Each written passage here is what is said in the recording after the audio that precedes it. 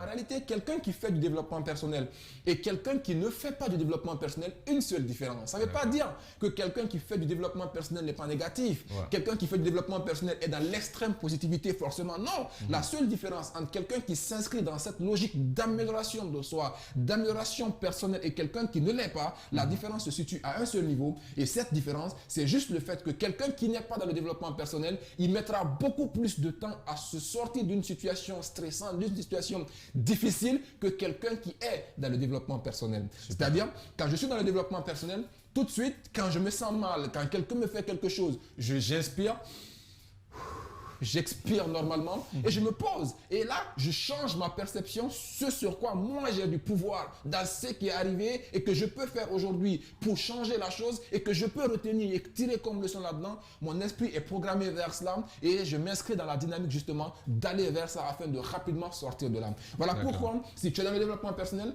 au lieu d'être fâché parce que tu es fâché, mais plutôt il faut te focaliser sur le nombre de temps que tu mets progressivement à pouvoir sortir des situations dans lesquelles tu es souvent en colère. Situation fâcheuse là. Les situations fâcheuses. Donc la première erreur, c'est d'être dans l'extrême positivité. D'accord. La deuxième erreur, c'est arrêter d'être un élève. Arrêtez d'être un élève. En réalité, il faut garder cette humilité d'apprendre. Il faut rester toujours coachable. Je l'ai dit ici la dernière fois et je ne cesserai de le dire.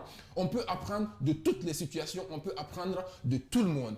Une seule histoire, un seul mot, un seul message, une seule phrase peut changer la vie d'un individu à jamais. Et ce mot, cette phrase, on ne sait pas avec qui on peut l'avoir. Donc, il faut être à l'écoute de tout le monde pour pouvoir savoir quelque part. Peut-être que le déclic que tu cherches pour changer ta vie, la phrase, l'information, la clé, l'outil que tu cherches, peut-être qu'en venant ce matin, c'est avec Chiplo que je vais recevoir ça. Peut-être que c'est avec les techniciens derrière que je vais recevoir ça. Donc, il faut être à l'écoute des gens. Il faut se dire qu'on ne connaîtra jamais tout et quel que soit son âge, on a toujours besoin d'apprendre. Mais encore une fois, il faut mettre un point d'honneur sur la stratégie d'apprentissage. Cette stratégie qui nous permet de pouvoir mieux apprendre. Le plus souvent, l'erreur qu'on commet, surtout quand on est jeune étudiant, etc., quand on rentre dans les universités, quand on dit il y a formation, il faut remarquer, tous les étudiants en général, ils sont sur la formation.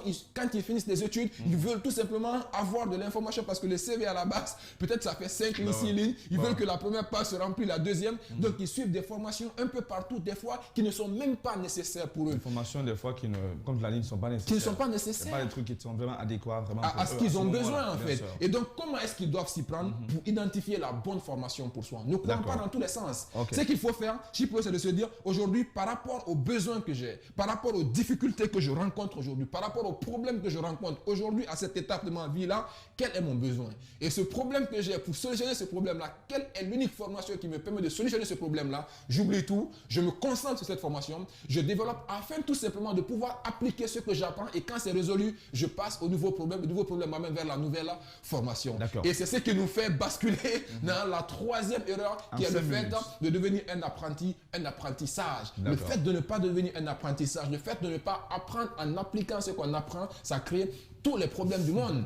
Quatrième erreur à notre développement personnel, c'est l'approbation des autres. Être forcément à l'écoute des autres dans ce sens de tenir compte forcément de l'avis du miroir social. Et c'est l'avis du miroir social des fois qui génère en nous cette peur du regard des autres, cette peur de la critique, cette peur de la condamnation, cette peur du jugement, cette peur même des fois d'échouer sous prétexte que ce que les gens vont dire de nous, ça nous bloque, c'est un poison, il faut s'en débarrasser. C'est la quatrième erreur à notre développement personnel. La cinquième erreur à notre développement personnel, c'est le fait de ne pas changer d'environnement. Quelles que soient les formations que tu vas faire, les livres que tu vas lire, les pratiques que tu auras, si tu ne changes pas d'environnement, tu reviendras à la même chose. Quelle que soit la qualité d'une graine, quand on met la graine dans un mauvais terreau, ça ne va jamais pousser. Donc quand tu t'inscris dans le développement personnel, quand tu commences à appliquer, il faut changer ton environnement, il faut changer le milieu dans lequel même tu habites parce que peut-être le quartier dans lequel tu es, il n'est pas propice à ton développement personnel. Les amis avec lesquels tu es ne sont pas propices à ton développement personnel. Ce que tu manges, ce n'est pas propice à ta santé, donc il faut changer.